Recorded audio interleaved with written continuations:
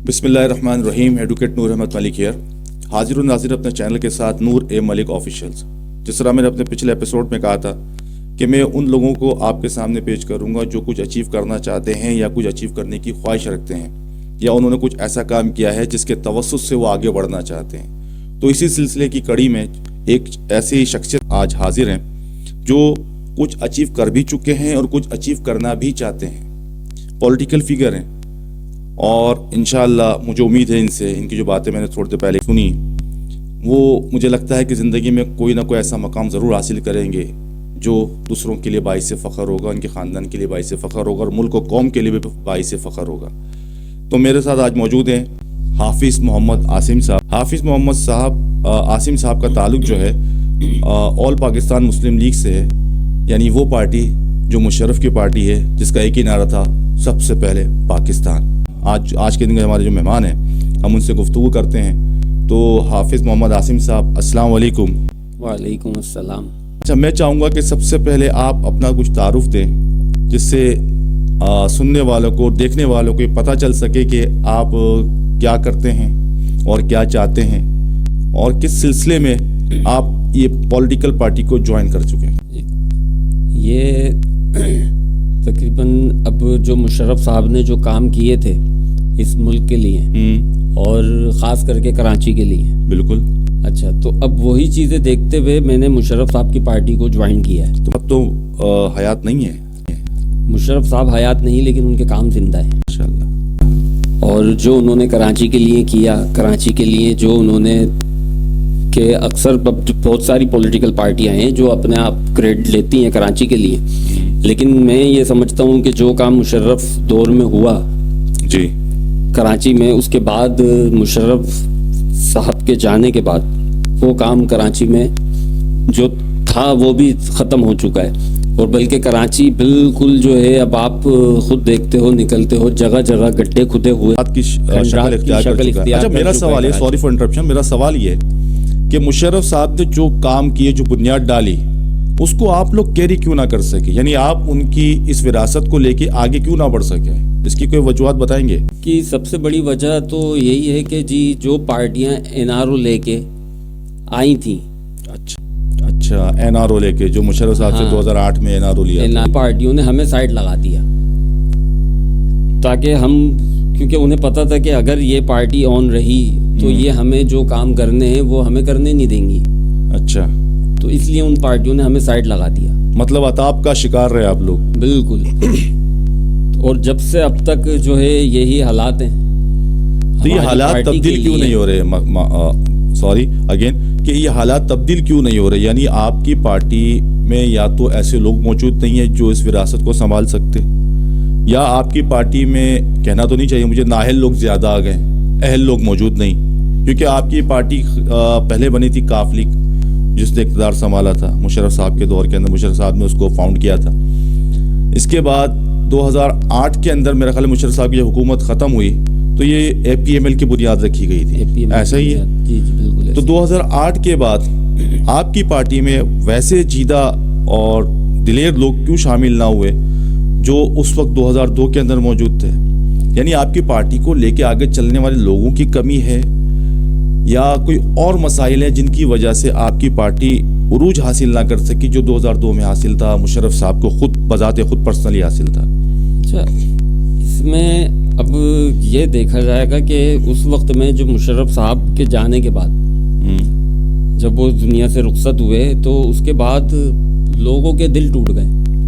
अच्छा, अब इनमें कुछ लोग ऐसे भी हैं जो अभी तक खड़े हैं जी इस पार्टी को आगे ले जाने के लिए, इस मुल्क को आगे ले जाने के लिए।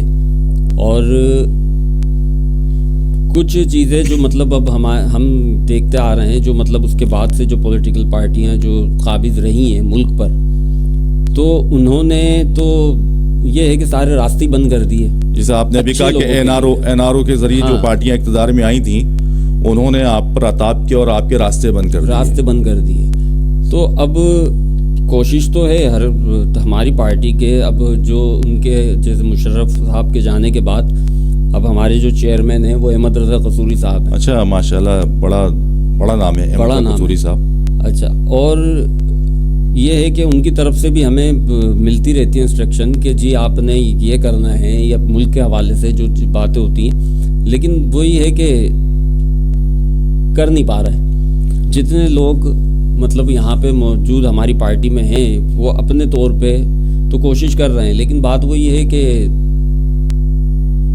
یعنی بات کیا ہے، یعنی بات یہ ہے کہ آپ لوگ جو ہے، میں جو سمجھا ہوں وہ آپ مواقع ڈھونڈ رہے ہیں کہ کسی طرح کوئی موقع لگے تو آپ آگے بڑھیں، یعنی خود سے کوئی اپرچونٹی کریٹ کرنے کی کوشش میرا خیال ہے نہیں کر رہے. چلو پہلا ایک بات یہاں پہ روکتے ہیں ہم اور آگے بڑھاتے ہیں دوسری بات سے کہ آپ اپنے بارے میں بتائیں کہ آپ اس وقت پارٹی کا کون سا عہدہ آپ کے پاس ہے اور آپ کیا کرتے ہیں؟ اچھا، میرے پاس پارٹی کا جو ہے کراچی ڈویژن کا عہدہ ہے، organising committee Karachi organising committee کا میں ممبر ہوں. اچھا، اس میں ہمارے ساتھ جو ہیں جو کام کرتے ہیں ہمارے سینئر ہیں ملک قمر احمد. اچھا، اور میرے جونیئر ہیں فہیم احمد. اچھا، تو اب یہ آپ 3 لوگ ہی ہیں باقی اور بھی آرگنائزنگ کمیٹی میں، یعنی اور بھی لوگ ہیں کمیٹی میں؟ اور بھی لوگ ہیں مگر آپ لوگ 3 کی سیٹ بنا کے آپ لوگ ایک چل رہے ہیں. چلو بہرحال یہ تو اب میں اس پہ تھوڑی سی گفتگو کرتا ہوں کراچی کے حوالے سے کہ آپ کراچی کے عہدہ رکھتے ہیں، کراچی کے عہدیدار ہیں اور آپ کے ساتھ باقاعدہ ایک ٹیم میٹس بھی ہیں. تو آپ کراچی کو جو مشرف کا دور تھا اس وقت اور جو آج کا دور ہے اس وقت، کیا دیکھتے ہیں، کیا پاتے ہیں؟ کراچی ویسا ہے یا ویسا نہیں ہے؟ تھوڑا سا بتائیں پلیز. اب مشرف صاحب کے دور میں جو کراچی تھا اور اب جو کراچی ہے تو اب کراچی تو نہیں لگتا. ابھی تھوڑی دیر پہلے اسی اس پہ بات ہو رہی تھی کہ اب تو یہ کھنڈر ہو چکا ہے، اور واقعی کھنڈر ہے کراچی، کہ اب روڈوں پہ بھی نکلو تو کوئی میرے خیال سے ایسا روڈ نہیں ہے جو کھدا ہوا نہ ہو. اور جو اس وقت میں جو گرینری کہہ لو کہ کراچی میں جو ہمارے درخت ہیں، گرین بیلٹس بن گئے تھے کافی زبردست. ہاں، اب تو وہ بالکل کہیں پہ بھی نظر نہیں آتے، سب سوکھا ہوا اور ہر چیز جو ہے بے گرین جان بیلٹس سی. میرا خیال ہے قابض ہو گئے وہاں پہ، تو لوگوں نے قبضہ کر لیا اور گرین بیلٹس ہے کہاں؟ ختم ہو گئے میرا خیال ہے. کراچی میں گرین بیلٹس اب کہاں رہے؟ اب تو کہیں بھی نظر نہیں آتے. کیونکہ اب جیسے مضافاتی علاقوں میں بھی چلے جاؤ گرین بیلٹس ڈھونڈو تو وہاں بھی نہیں ملتے، وہاں بھی قبضے لگ گئے، پتھارے لگ گئے، دکانیں بن گئی ہیں، کیبنز آ گئے ہیں، ایسے بہت سی چیزیں. قبضہ مافیا تو ہمارے یہاں کراچی میں تو قابض ہے ہی، ہر جگہ پہ جو ہے. اب آپ کہیں پہ بھی نکلو، کہیں پہ بھی جاؤ تو آپ کو یہی چیز ملے گی کہ جی یہاں قبضہ ہوا ہے، فلاں جگہ قبضہ ہوا ہے، یا یہ ہے کہ یہاں پہ تو قبضہ مافیا نے تو کراچی پہ قبضہ کر کے بیٹھی ہوئی ہے. اور جو گورنمنٹ سندھ گورنمنٹ ہے تو اس کے بھی آپ کام دیکھ لیں کہ میں ایک بات جاننا چاہتا ہوں یہ کہ آپ کہتے ہیں کہ مشرف صاحب کے دور میں جو کام کراچی میں ہوا کہیں نہیں ہوا، کبھی نہیں ہوا. تو میں جاننا چاہتا ہوں کہ مشرف صاحب کے دور میں جب کام ہوا تو یہاں پہ کراچی پر ایک اور تنظیم حکمراں تھی، نام نہیں لیتے مگر وہ تنظیم حکمراں تھی، تو وہ دعویٰ کرتے ہیں کہ یہ کام تو ہم نے کیا. آپ کیسے دیکھتے ہیں اس تناظر میں کہ کام انہوں نے کیا یا مشرف صاحب نے کیا؟ میرے نزدیک تو یہ ہے کہ کام جس موجود تھا اس نے کیا. آپ کیا کہیں گے اس کو؟ میں تو یہ کہوں گا کہ اس وقت میں جو لوگ ساتھ شامل تھے وہ اس وقت بھی ہیں. اچھا، تو اب کیوں نہیں ہے؟ اب کام کیوں نہیں ہے؟ اب کام کیوں نہیں ہے جب اس وقت بھی موجود تھے، حکومت میں تھے، انہوں نے کام کیا، اس وقت حکومت میں تھے، تو آج بھی حکومت میں ہیں، آج بھی حکومت میں ہیں، حکومت میں ہیں، اب کام کیوں نہیں ہے؟ تو اب وہاں سے جو ہے مشرف صاحب نے جو ایک فنڈ ہے اور وہاں سے فنڈ جو انہیں دیا گیا تو اس پہ کام انہوں نے کیا. اچھا، سہولتیں دیں، پیسہ دیا تو کام کیا، تب کام ہوا. اب وہ لوگ وہی ہیں ابھی بھی اور حکومت کا حصہ بھی ہیں، لیکن اب وہ لوگ کہاں ہیں؟ اب وہ کام کیوں نہیں ہو رہا ہے جو اس وقت میں کام ہو رہے تھے؟ اب نہیں ہو پا رہا ہے. تو آپ کہتے ہیں کہ اہل اور نااہل کے ساتھ ساتھ یہ بھی ضروری ہے کہ کوئی اہل آدمی ایسا بھی ہو جو آپ کو سپورٹ کرے اور آپ کے پیچھے کھڑا رہے، تب اب کام ہو سکتا ہے، ادروائز کام نہیں ہو سکتا. یہ بھی بہت ضروری ہے. اچھا، اب کراچی کی بات تو ہم کر رہے ہیں کہ مشرف صاحب کی جب حکومت تھی تو کراچی میں ایک ترقیاتی کام بے تحاشا ہوئے اور ماشاءاللہ نظر بھی آئے کہ بریجز بنے، انڈر بائی پاس بنے اور وہ روڈز بنے اور پارکس کے اوپر کام ہوا، بہت کچھ ہوا. اب وہ سب ختم ہوتا جا رہا ہے. ایک تسلسل تھا مگر تسلسل ایسا ہے کہ زوال کی طرف ہے. کوئی اس پہ توجہ نہیں ہے، کوئی حکومت توجہ نہیں دے رہی، جو مجھے ایسا لگتا ہے، کیوں کراچی کو کوئی آن نہیں کر رہا. تو آپ کراچی کو آن کرتے ہیں کیونکہ مشرف صاحب نے کراچی کو آن کیا تھا. تو آپ کیا سمجھتے ہیں کہ اب آپ کی تنظیم کیا کرے اور کس طرح لے کے اس معاملے کو آگے بڑھے کہ بھائی یہ جو تسلسل ہمارا تھا, ہمارا ترہ امتیاز تھا کہ ہم نے کراچی کو بنایا تھا, تو کراچی کو کس طرح سے دوبارہ سے ہم ڈیولپ کریں, اور کیا دیکھتے ہیں اس وقت کراچی کے حالات. میں اسٹرکچر وائز بات کر رہا ہوں, ابھی سیاست کے اوپر ہم گفتگو تھوڑی دیر بات کریں گے. یہ بتائیے. اچھا, کراچی کے حالات تو دیکھتے ہوئے اب جگہ جگہ پر کراچی کے جو ہے مطلب روڈ, اب یہ پیچھے ہمارے ہے یہ کالج ہے خاتون وومنس کالج ہے, وہاں پر اب اردو بازار بھی ساتھ ہی ہے اس کی, اردو بازار بھی ساتھ ہے. اب وہاں پر دکانوں کے نام پر یا کیبنوں کے نام پر وہاں پہ جو ہے وہ لوہے کے کیبن بنا کے دے دیے گئے, قبضہ کر لیا روڈ پاتھ کے اوپر قبضہ کر لیا کہ خواتین لڑکیاں بیچاری کیسے چلیں اور کیسے روڈ کراس کریں. بالکل نظر آتا ہے, وہ تو بالکل نظر آتا ہے. یہ ہو گیا جگہ جگہ پہ بنے ہوئے کیبن. اب یہ ٹھیلے والے ہیں, اب مجبوری ہے بیچارے کاروبار کر دیں یا روزگار کمانے نکلیں, لیکن ان کو پراپر کوئی چیز نہیں دی جا رہی, پراپر کوئی جگہ نہیں دی جا رھی. تو اس کا بھی پھیری کا بھی تو ایک لائسنس ہوتا ہے, پھیری لائسنس KMC بنا کے دیتی ہے. وہ لائسنس کیوں نہیں بناتے ہیں؟ اس میں شرط یہ کہ آپ نے پھیری کرنی ہے, ٹھیلا لگانا نہیں ہے. ہاں, تو اس پہ کیا کر رہا آپ نے, کیا سوچتے ہیں کیا ہونا چاہیے؟ پھیری کا لائسنس جو ہے میرا خیال ہے حصول بڑا مشکل ہے پھیری لائسنس کا. فیس تو سرکاری شاید 10 یا 20 روپے, مگر وہ لائسنس بنانے جاؤ تو بڑی مشکلات پیش آتی ہیں اور بڑی بڑی فیسیں لی جاتی ہیں. اصل میں یہ تو ہماری اپنی نااہلی ہے اداروں کی کہ جس چیز کو آسان کرنا چاہیے انہیں اتنا مشکل کر دیا ہے کہ عام آدمی کچھ نہیں کر سکتا. اب اگر یہی چیزیں طریقے سے کی جائیں, ریلیف دیا جائے, تو یہ سارے معاملات سیٹ ہو سکتے ہیں. اب یہ پھیری والا ہے تو اپنا اگر لائسنس بنا کے وہ پھیری کرے اور اس کو سہولت دی جائے لائسنس بنانے کے لیے, تو وہ بھی اپنا کام ایمانداری سے کرے گا. ایمانداری پہ یاد ہے کہ ایمانداری سے وہ کام کرے گا. تو جو بھتہ مافیا ہے, جو بیٹرز ہیں, بیٹ لیتے ہیں, جو ادارے جو میں نے سن رکھا ہے, ظاہر ہے میں بھی کراچی میں رہتا ہوں تو نظر بھی آتا ہے اور ایکسپیرینس بھی ہے میرا اس چیز کے اوپر کہ دیکھا بھی ہے, تو وہ سارے ختم ہو جائیں گے نا بس. تو ان کو بھی تو زندہ رہنا ہے یار, یہ کیسے ہو سکتا ہے کہ وہ یہی ختم کرنی ہے نا ہمیں تو اپنے. تو آپ کی تنظیم اس بارے میں کیا کر رہی ہے, یعنی آپ لوگ کچھ اس بارے میں سوچ رہے, کوئی پلان کیا ہے کہ بھائی ہم اس معاملے کو اس طرح دیکھیں, اس طرح ٹیکل کریں, ہم کورٹ میں جائیں, یہ بلڈرز جو بلڈنگیں بنا رہے ہیں ناجائز قبضے کر رہے ہیں اس کے خلاف کوئی کارروائی کریں, کچھ سوچا آپ کی تنظیم نے اور آپ نے کچھ کوشش کی؟ نہیں, بالکل اس کے لیے ہم نے کوشش بھی کری ہے. یہ قبضہ مافیا, بلڈر مافیا جو ہے جس طریقے سے یہ اب اپنی کنسٹرکشن کر رہے ہیں, اچھا اب اس میں ٹوٹلی جو ہے 2 نمبر کام ہے. اچھا, ٹوٹلی. اب اس میں SBCA کو بھی پیسہ دیا جا رہا ہے اور جتنے ادارے واٹر سیوریج بورڈ ہے, سیوریج ہو گئی, کہ الیکٹرک ہے, گیس ہے, نہ کراچی میں گیس ہے, نہ کراچی میں بجلی ہے, نہ کراچی میں پانی ہے, نہ سیوریج کا کوئی انتظام ہے, اور 26 مالے بلڈنگیں بننا شروع ہو گئی, 18 مالے بلڈنگیں بننا شروع ہو گئی ہیں. تو اس کے اوپر تو حکام بالا کو سوچنا چاہیے. تو آپ یقیناً اس کے اوپر کوئی نہ کوئی کارروائی کرنے کا ارادہ رکھتے ہوں گے یا کی ہوگی, کوئی لیٹرز وغیرہ لکھے آپ نے SBCA وغیرہ کو کہ بھائی اس کو روکا جائے اس طرح کاموں کو؟ SBCA کو ہم نے لیٹر بھیجے ہیں. اچھا, وہاں سے کبھی رسپانس ملتا ہے اور کبھی نہیں ملتا. کیا رسپانس ملا؟ اچھا, رسپانس یہ ملا ہے کہ جی وہ آپ بات کر لیں. اچھا, ہاں, کیا بات کر لیں؟